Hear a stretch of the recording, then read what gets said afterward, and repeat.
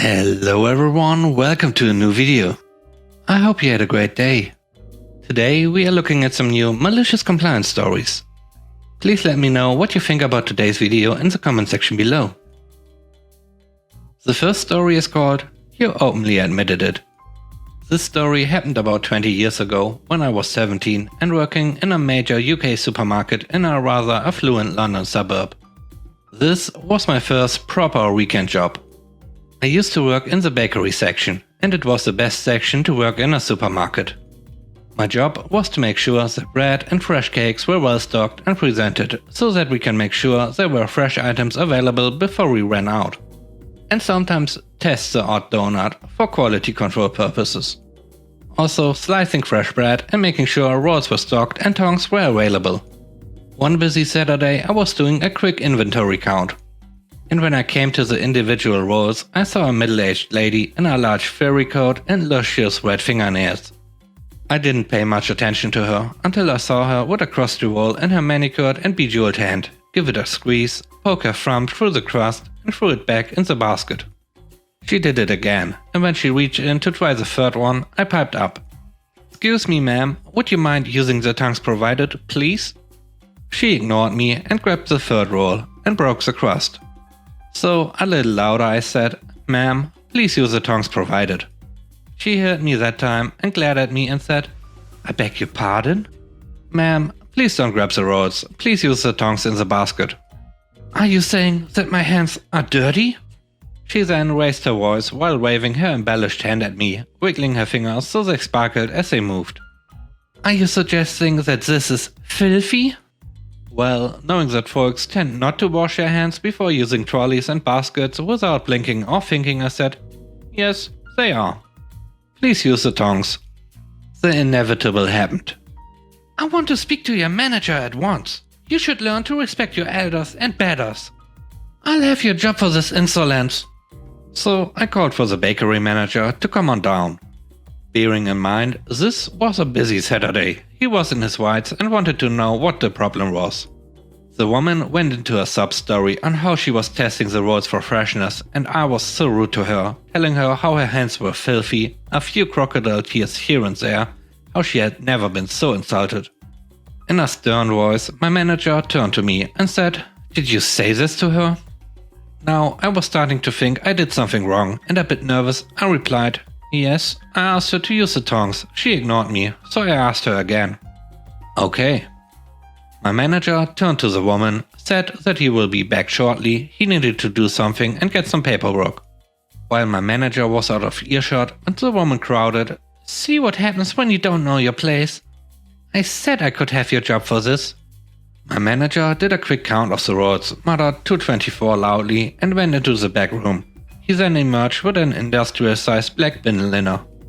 He then proceeded to empty 8 large baskets of rolls into the bin liner and a label for 224 individual granary rolls. Tied up the bag, handed it to her and said, "Here you are, madam. They are all yours." "I beg your pardon?" "The rolls, madam. They are all yours. You openly admitted to contaminating our stock. You ignored a member of staff when she asked you repeatedly to use the tongs. You've wasted my time. You are paying for the stock you have damaged. Good day." "What am I supposed to do with all these bloody rolls?" "I only wanted 2. With a dazzling customer service smile, my manager chirped, "Not my concerns, madam. Security will escort you to the tills and make sure they are paid for. Enjoy your weekend." He then turned on his heels and went back upstairs to the bakery. The woman looked at me, then the huge bag, absolutely aghast, so I did the only thing I could do, grab a random loaf of bread, take it to the bread slicer and laugh in the back room. I saw her almost every week afterward, always using the tongs. We wouldn't get away with that now, but easily my favorite manager in all of my years of working. The next story is called "Texting is not an approved form of communication." I was an English teacher in Moscow.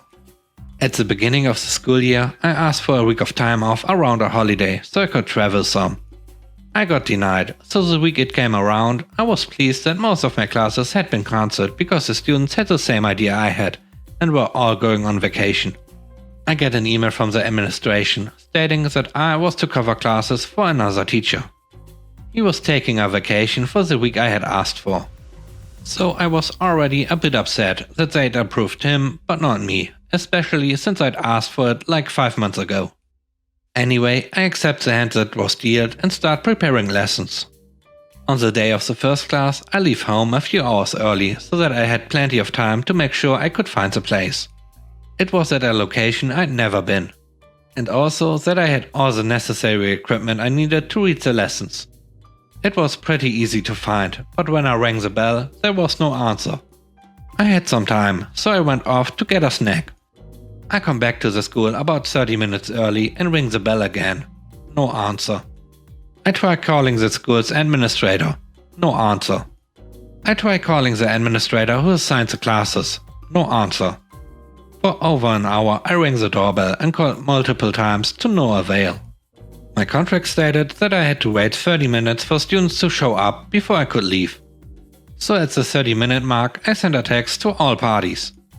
I was here on time. I waited for a half hour after the scheduled time, but nobody answered the door. I'm going back home. It will take me 20 minutes to get to the metro. If you call me before I board, I will turn around and come back. When I got home, I got a call. Where the hell are you? At home. You have a class. I'm aware. I was there and nobody answered the door. I called and nobody answered. I also left a text. Texting is not an approved form of communication. Now this was before I had a phone with a data plan, so text was the only way I could message someone. They tried docking my pay for this, but when I told the owner what had happened and showed him my call logs and the text I left, he made sure that didn't happen. Fast forward a few months. I'd been having a lot of issues with the administration, so I'd become an expert on the finer details of our contract. One of those details was that the administration couldn't assign a class with less than 72 hours notice. So when they called on Saturday to give me a class for Monday, I told them no. Again, they tried to dock my pay. The owner sighed at me and told me I was right. My favorite part though was receiving a text that said I was to teach a class on a given day. They made special mention of that 72-hour rule. I ignored the text. When the time for the class came around, I got another call. Where the hell are you? At home. You have a class. No, I don't. I sent you a text. I have it saved. Texting is not an approved form of communication. The last story is called Just Following the Rules. In college, I had a randomly assigned roommate that I did not get along with at all. Our personalities were just on two opposite ends of the personality spectrum and we clashed. The only things we had in common were that we went to the same college and lived in the same apartment. That's it. Anyways, it was a nightmare living situation. The apartment had 4 rooms and 2 bathrooms. She and I shared the same bathroom as our rooms were next to each other. We had 2 roommates on the other half of the apartment that we both got along with. After over 8 months of just pure passive aggressiveness towards each other, she decided to report me to apartment management for bullying her. Honestly, we were doing it to each other. Things like I would put sticky notes on her days old dirty dishes and she would put my wet laundry on the floor. However, the apartment management took pity on her because I was tall and athletic and she was 6 inches shorter than me and very thin. She claimed I physically intimidated her and she was scared to live with me. She did this because she wanted to move to a new apartment without paying a $500 fee, but instead the manager issued a written warning. The warning stated that we were not to touch any of each other's personal belongings without written permission. The first infraction was a $250 fine. The second infraction was a $500 fine. And a third infraction would result in eviction. I was so scared walking out of the office because I could not afford those fines and she had the biggest smile on her face. I knew that she would immediately report me. I went back to the apartment and she left for work. I was mortified. Then I realized she made a huge mistake. Everything communal in the apartment belonged to me and she was a super moocher. I told my other roommates what had happened and they were shocked. I asked if I could use their bathroom temporarily, and they said of course. So I immediately emptied out everything that was mine in our shared bathroom. Shower curtain, toilet paper, rug, towels, soap. I grabbed my magnetic whiteboard and listed out everything in the kitchen that belonged to me. Plates, cups, mugs, pots, pans, silverware, coffee maker, toaster, pot holders, towels. I literally listed every single item. And I wrote that she is not allowed to use any of it without my written, no text, permission. I also drew some eyes to remind her that everyone was watching. I popped that whiteboard on the fridge and went in my room to do some homework. Later, she came home from work and had a meltdown. She screamed. Not any words, just a blood-curdling scream. In the following couple of days, her father came to the apartment to threaten me that they were getting a lawyer. Lol.